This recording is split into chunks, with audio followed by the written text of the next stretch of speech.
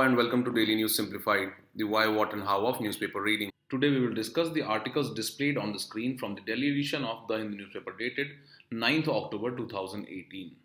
And the time stamping for these articles has been provided in the description box below. So let us start our discussion for the day. These articles on page number 1 and page number 11 are related to a special report of the IPCC or the Intergovernmental Panel on Climate Change.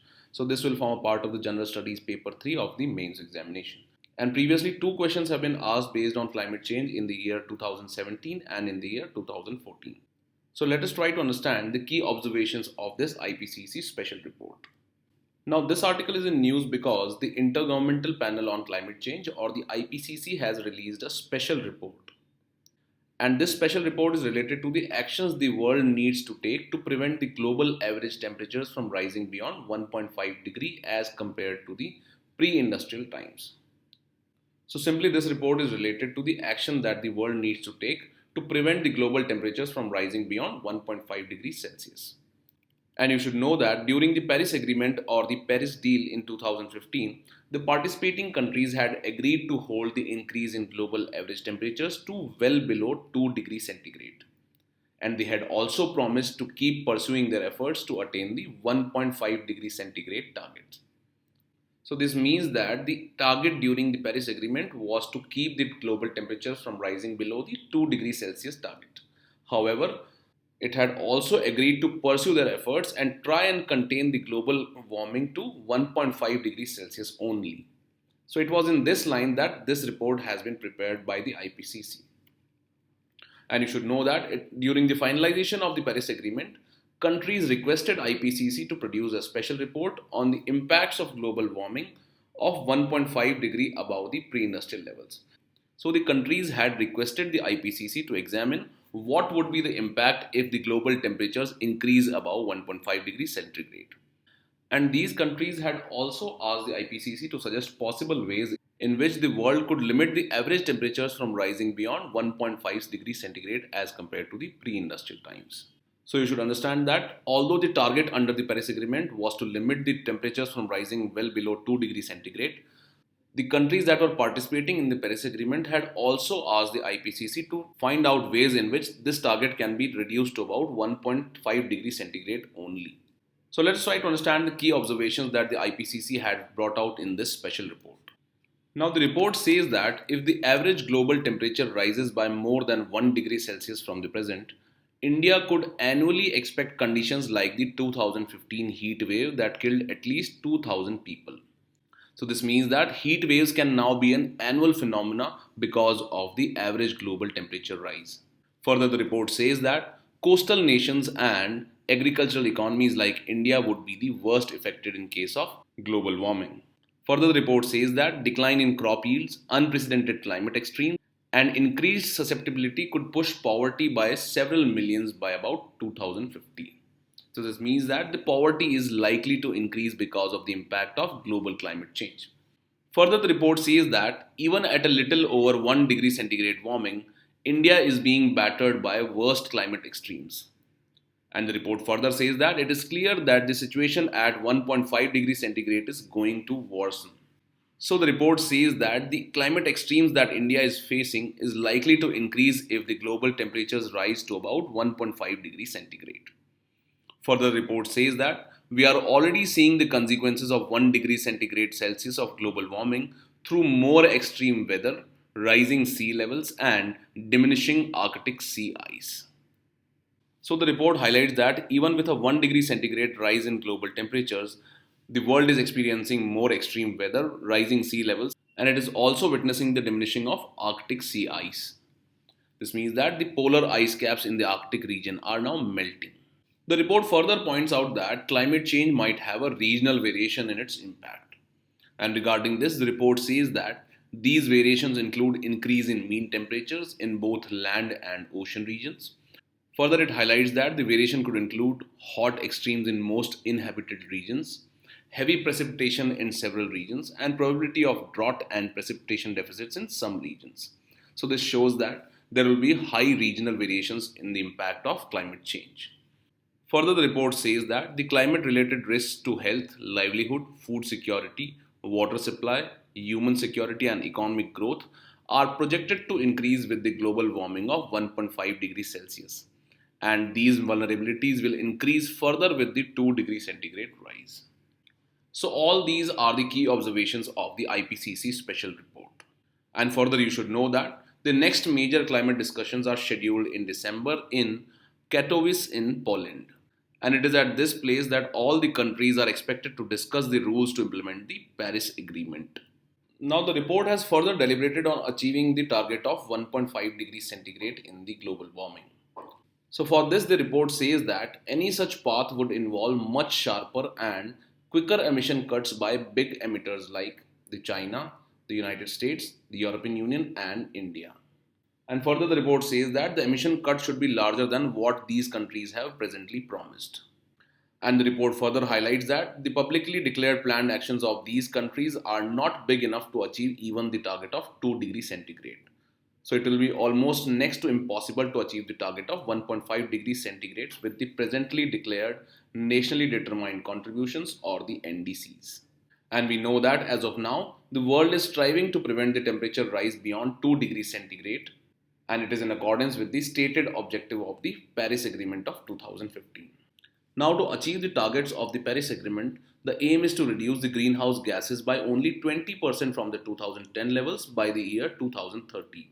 And the target is also to achieve a net zero emission level by the year 2075. So the report says that the biggest emitters like China, the United States, European Union, and India will have to make more sharper and quicker emission cuts as compared to their present promises. And we know that these countries have come out with nationally determined contributions to achieve the target of 2 degree, which was declared under the Paris Agreement of 2015. And for this, the target is to cut the greenhouse gases by only 20% from 2010 levels by the year of 2030. And the target is also to achieve a net zero emission level by year 2075. The report further highlights that, however, to keep the increase in global average temperatures to within 1.5 degrees centigrades, the world would need to bring down its greenhouse gas to about half of its 2010 levels by 2030, and it will have to achieve a net zero emission status by about 2050. And we know that presently the countries have committed themselves to reduce the greenhouse gas emissions by 20% from the 2010 levels by 2030. And they are also planning to achieve the net zero emission by the year 2075.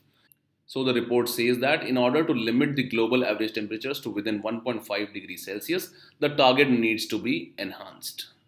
And further, you should know that the net zero emission is achieved when the total emissions is balanced by the amount of absorption of carbon dioxide and also removal of carbon dioxide from atmosphere through the technological interventions. So simply the net zero emissions means the total emissions are equalized by an equivalent removal of carbon dioxide. And this carbon dioxide should be removed through natural sinks like forests or removal of carbon dioxide through technological interventions. Further, the IPCC report has presented 4 pathways through which the 1.5 degree target can be achieved. And these pathways are simply the models which the IPCC report has recommended, through which the world can achieve the 1.5 degree target for global warming.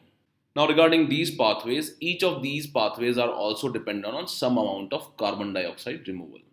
So the report says that each of these models or pathways are dependent upon some amount of carbon dioxide removal. And we know that carbon dioxide can be removed through natural sinks like forests and also through technological interventions. However, the report says that the technologies for carbon dioxide removal are still undeveloped and untested. And the report says that varying amounts between 100 to 1000 gigatons of carbon dioxide would need to be removed from the atmosphere in these 4 pathways. The report further says that the world currently emits about 47 billion tons of carbon dioxide every year. And the report further highlights that for achieving each of these pathways, it will require rapid and far-reaching transitions in energy, land, urban and infrastructure and industrial systems. So the report says that to limit the target to 1.5 degrees centigrade for global warming, the world needs to change the way in which it presently lives. And there is a need for rapid and far-reaching transitions in energy, land, urban and infrastructure and industrial systems.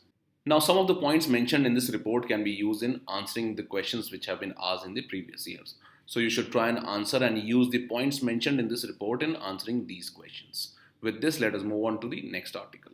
This article on page number 7 is in news because a 10-kilometer road has been proposed to be constructed in the core area of the Satyamangalam Tiger Reserve and the buffer zone of the Muddumalai Tiger Reserve. So this will form a part of the preliminary examination syllabus under the topic Environment and Ecology. Now previously in the year 2017, a question was asked in which the answer was the Satyamangalam Tiger Reserve. So let us try to understand some of the key facts that are related to the Satyamangalam Tiger Reserve without getting into the details of this news article. Now the article is in news because a road has been proposed to be constructed through the core area of the Satyamangalam Tiger Reserve and the buffer zone of the Muddumalai Tiger Reserve.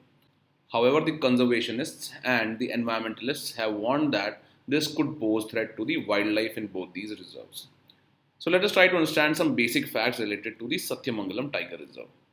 Now, the most important and unique fact that is related to the Satyamangalam Tiger Reserve is that it is located in the strategic confluence region of Western and the Eastern Ghats.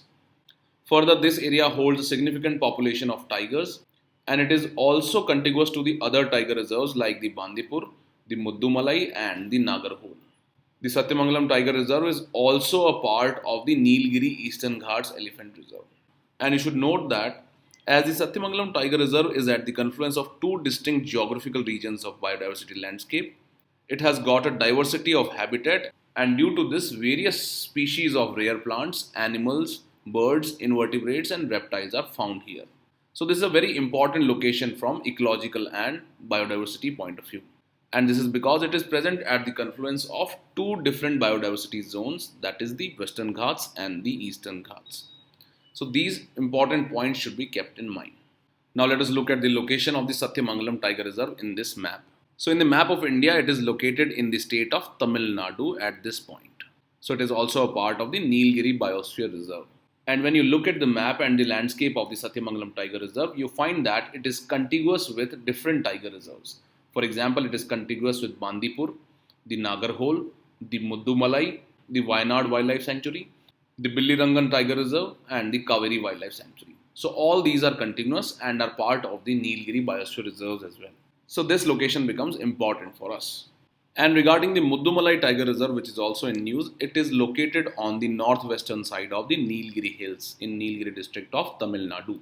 Further, this tiger reserve shares its boundaries with the states of Karnataka and Kerala. And a unique and important fact related to Muddumalai Tiger Reserve is that it has presence of three main types of forests. These are the tropical moist deciduous forest, the tropical dry deciduous forest, and it also has southern tropical dry thorn forest. So it has three types of forest present in it because of its location. And you should note that tropical moist deciduous forests are found where the rainfall is higher. However, where the rainfall is less, the tropical dry deciduous forests are found. And further, where the rainfall decreases, the tropical dry thorn forests are found in the Muddumalai Tiger Reserve. So these are another important facts that should be noted. And we had seen the location of the Muddumalai Tiger Reserve in the map in the previous slide. So if we now see the question that was asked in 2017, it reads, from the ecological point of view, which one of the following assumes importance in being a good link between the Eastern Ghats and Western Ghats? So we have read about this point and we know that it is the Satyamangalam Tiger Reserve which presents a link between the Eastern Ghats and Western Ghats from the ecological point of view. So these unique informations related to the tiger reserves and the national parks are important for us from exam point of view. Now another thing that you should do is you should learn about all these tiger reserves and forests that have been presented in the options. For example, you should search about the Nalla Malla forest. You should also search about the Nagarhole National Park and also about the Sheshchalam Biosphere Reserve. With this, let us move on to the next article. This article on page number 1 is related to the Nobel Prize in Economic Sciences that has been awarded to two famous personalities. The first is the William D. Nordhaus and Paul M. Romer. So this will form a part of the preliminary examination syllabus under the topic Current Events of International Importance. So let us try to understand the basic contributions of both these Nobel Prize winners. Now you should know that the Nobel Prizes in Economic Sciences is rewarded for the designs of methods that address the pressing issues of our time, that is the sustainable growth in global economy and welfare. So this is the basis on which the Nobel Prize in Economic Sciences is awarded. Now let us understand what was the topic of research of William D. Nordhaus. So he studied the human activity and how it contributed to the increase in the global warming. And his concern was that he wanted to devise new tools to help us understand how the economy can generate climate change as well as the societal consequences of the climate change. So he wanted to develop a framework that allowed the climate change to be analyzed in terms of costs and benefits. That is, he wanted to analyze the costs and benefits of the climate change on a society and the economy. So, according to his research, the most efficient remedy for the problems caused by greenhouse gas emissions would be a global scheme for carbon tax that are uniformly imposed on all the countries. So, he says that to solve the problem of global climate change and global warming, a global scheme of carbon tax should be uniformly imposed on all the countries. So, it is a kind of green tax he talks about. And you should know that green tax is imposed on all those economic activities which pose a threat to the environment. And in case of India, you should know that coal cess is a type of green tax. However, it is not a global scheme of things and it is imposed only on the coal. So it has limited usability. However, Mr. William D. Nordhaus has proposed that there should be a global scheme of green tax or the carbon tax that should be imposed on all the countries. So basically the theme of William D. Nordhaus is important for us from exam point of view. So you should know that he was awarded the Nobel Prize for his work towards the climate change and the imposition of green tax as a solution. And Mr. Paul M. Romer has been awarded the Nobel Prize for his research on ideas driven growth. So his model is the ideas driven growth.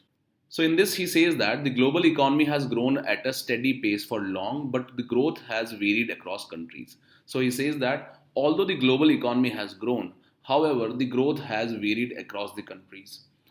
However, regarding this, he says that it cannot be explained as to where and when the growth occurs. Further, he says that the conventional economics or the classical economics says that faster technological advances in certain countries triggered growth. However, according to him, there was no clear answer as to how these technological advances are brought about. So his focus was on bringing about technological advancements regularly. And the factors which govern the technological advances can be controlled and brought about. And for this, he says that how ideas for new goods and services produced by new technologies can be created in a market economy with the help of government subsidies for research and development and the patent laws. So, in short, he has integrated the technological innovations into the long run macroeconomic analysis. So, Romer talks about integrating the technological innovations in the long term macro analysis, and he has provided the way in which market economies can be maneuvered by the help of government subsidies and research and development and patent laws. And by this, new technologies and technological innovations can be brought about in an economy. And it is about these new technologies he talks that it will be an idea driven growth. So he has laid the foundation of endogenous growth model. So let us try to understand this endogenous growth model. And what is important for us from exam point of view is that the research of Mr. Paul M. Romer was related to ideas driven growth and he has laid the foundation for endogenous growth model. And regarding the endogenous growth models, it emphasizes on the technological progress which results from the rate of investment, size of the capital stock, and the stock of human capital. So, according to Romer, it is the spillover from the research efforts by a firm that leads to creation of new knowledge by other firms. So, in other words, the new research technology by a firm spills over instantly across the entire economy. So, he says that the basis for growth in any economy is the spillover from the research efforts. So, this means that research efforts are at the base of growth of every economy. And according to his model, new knowledge is the ultimate determinant of long run growth and which is determined by investment in the research technology. So, according to him, the investment in research is the most important thing which should be focused in an economy, and this will lead to long run growth. So, the themes of research discussed by both the Nobel laureates are important for us from exam point of view. And with this, let us move on to the next article. This article on page number 8 talks about the role and importance of the diaspora of the state of Kerala. So this will form a part of the General Studies paper 2 under the topic Indian Diaspora. Now previously in the year 2017, a question was asked related to the important role played by the Indian diaspora in the Southeast Asian countries. However, in the year 2018, a question was asked in the General Studies paper 1 of the mains examination which talked about the Indian diaspora which was sent out of India through the indentured labour by British. So the questions based on Indian diaspora can be asked in both the ways, that is in the General Studies paper 1 as well as paper 2. In the paper 1 it will be asked in the context of the history. So now let us understand the key points that have been highlighted by the author. Now the author in this article has highlighted the Kerala Migration Survey of 2018, and he says that the diaspora communities of Kerala have the capability to shape the political and economic responses in cases of natural disasters. So he is talking about the role of diaspora of Kerala in the context of the recent floods in Kerala and in the context of the rehabilitation efforts that are going on in the state of Kerala. Further, the author has also highlighted the role played by diasporas of Haiti, Nepal, Pakistan, and even South Asian countries, especially after the devastating earthquakes and deadly tsunamis. And he says that the role played by the diasporas of these countries has been useful in preserving and protecting the livelihoods of number of people living in these countries. Now, as per the Kerala Migration Survey, which was conducted by the Center for Development Studies in Kerala, the remittances received in Kerala accounted for approximately rupees 85,000 crores. However, the author says that most of the funds from these remittances were used for housing and improving the human development, and these were not used for the purpose of rehabilitation after the floods. On the other hand, the Chief Minister's Distress Relief Fund, or the CMDRF, has so far received only rupees 1680 crores, which is way too less than the 85,000 crores which have been contributed through the remittances in Kerala. So, according to the author, the Malayalam diaspora across the world is the most important support system which can be utilized to restore the damage post the floods in Kerala. So, the author says that the contribution by the Malayalam diaspora can be utilized for the rehabilitation after the floods in Kerala. Further, according to the KMS, or the Kerala Migration Survey 2018, there are over 2.1 million Malayali immigrants. And the author has highlighted the significance of engaging with its migrants and the diaspora who have been instrumental in rebuilding the destination economies after natural calamities and economic crisis. Further, the author says that the standing of the Malayali diaspora, or the status or the importance of Malayali diaspora, is evident from the extraordinary support that has been provided to the Kerala from the other sovereign states or other countries. And these countries have provided this support because of the large diaspora populations that is present in these countries. For example, there is large number of Malayali population in West Asia. And many of the Malayali diaspora people are working in the multinational corporations. And these countries in which the Malayali diaspora is present have provided extraordinary support to the state of Kerala in times of flood. Further, the author says that considering that the rupee is depreciating, the author highlights that Kerala government can relaunch the foreign currency deposit scheme. And he highlights that in 2000, a successful scheme like India Millennium Deposit Scheme was introduced, and similar scheme can now be introduced. And this will help in overcoming the financial and the economic crisis after the floods in Kerala.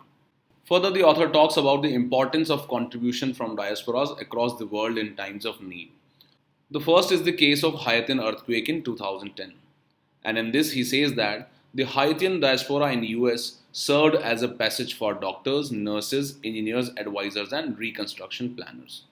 Further, he says that the Haitian diaspora also helped with supplies, remittances, sharing human and financial resources, lobbying with the government, and in facilitating eased travel restrictions. So, by this, he is highlighting the important role played by the Haitian diaspora in the case of earthquake in 2010. Further, he says that in Nepal, after the 2015 earthquake, the non-resident Nepali Association collected about $2.69 million, and they mobilized over 300 volunteers, including the doctors and nurses. Further, they pledged to rebuild about 1,000 disaster-resilient houses. In the tsunami in South Asia in 2004 and in the Pakistani earthquake in 2005, the diaspora and migrant remittances flowed generously, demonstrating that the counter-cyclical nature of remittances. So he has simply highlighted the importance of remittances in the times of disasters such as the earthquakes and the tsunamis. Further, the author has also highlighted the help provided by the diaspora of Kerala in the times of flood. For this, he says that the diaspora organized an internet-driven response by sharing and resharing vital information on the affected regions, people, supplies, and precautionary measures on social media platforms. Further, he says that they were instrumental in expanding the flow of information that would later be used by politicians, private and military rescue operations, and relief workers. Further, he says that successful diaspora groups are among the latest contributors to the CMDRF, or the CM Fund for Disaster Relief. So finally, the author concludes by saying that since the diaspora is one of the greatest assets of Kerala, communities should improve relations with the diaspora groups. In this, he says that return migrants should also act as liaison agents, and the linking of social capital between diaspora, the civil society organizations, advocacy groups, and government institutions will further strengthen the efforts put by diaspora for Kerala living across the world. Now, the points mentioned in this article can be used in answering the question highlighted on this screen. So, you should try and attempt this question from mains point of view. With this, let us move on to the next article. This article on page number 9 provides an analysis of the proposed changes in the Electricity Act and the impact that it will have on the poor people of India. So, this will form part of the General Studies paper 3 under the topic Infrastructure and the subtopic Energy. And previously in the year 2016, a question was asked related to the Uday scheme of the Government of India, which was related to the electricity sector. So let us try to understand the key points that have been highlighted by the authors in this article. Now, this article is in news because the central government has proposed a set of changes to the Electricity Act of 2003. And the amendments that have been proposed seek to enable a market transformation for the electricity. So, to understand the important highlights of this article, let us first try to understand the aims and purposes of the Electricity Act of 2003 and then find out what the authors are trying to highlight with respect to the proposed amendments in the Electricity Act of 2003.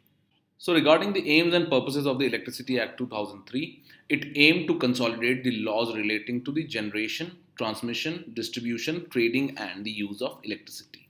Further, it aimed to take measures conducive to the development of electricity industry, promoting competition, protecting the interest of consumers and supply of electricity to all areas. Further, it aimed at rationalization of electricity tariff, ensuring transparent policies regarding subsidies, promotion of efficient and environmentally benign policies. And finally, it aimed at the constitution of Central Electricity Authority, regulatory commissions, and the establishment of appellate tribunals. Now, let us look at the highlights of the amendments that have been proposed to the Electricity Act 2003. The first in this line is the increase in competition among the suppliers and thereby increasing the choice for the consumers. So, by increasing the competition in the electricity market, both between the public and the private sector, it will lead to an increasing choice available to the end consumers. So, this is one of the amendments that has been proposed to the Electricity Act 2003. Further, the amendment reads that this will lead to disciplined supply of electricity along with lower bills. Now, the authors have highlighted that certain reforms proposed in the amendment are not time bound. So, there is no time limit for the implementation of these amendments. And secondly, these amendments allow the state governments discretion regarding their implementation. So, the state governments have now increased discretion in the implementation of these amendments. So, these are the two concerns that have been raised by the authors in this line.